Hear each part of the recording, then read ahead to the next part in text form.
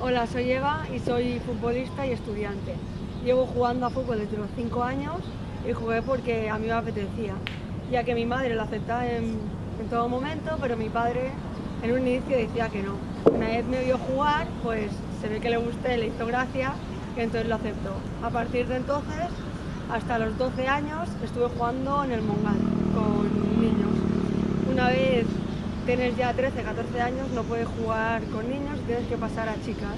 Yo tuve suerte que un hombre relacionado con el femenino me vio y decidió que me fuera para allá y yo acepté. Entonces estuve 2 o 3 años en el Sigul, conocido como Badalona, y mientras yo estaba estudiando primaria. Una vez iba a hacer ya la ESO, me pasé al español femenino.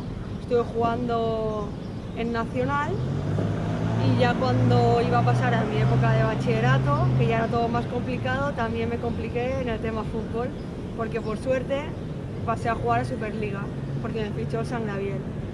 Entonces sí que es verdad que compaginando bachillerato también ya fue selectividad y luego la universidad y es un poco difícil, ya que también el año pasado estaba yo en Superliga, que viajábamos menos, era por España pero menos equipos, porque ahora son 15 días aquí, 15 días fuera.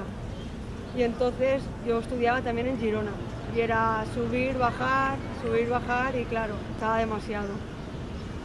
Y ahora pues por suerte he entrado a la UAB y tengo más tiempo para organizármelo todo, jugar a fútbol por las tardes y por la mañana estudiar y también tener mi tiempo libre para los trabajos o los exámenes.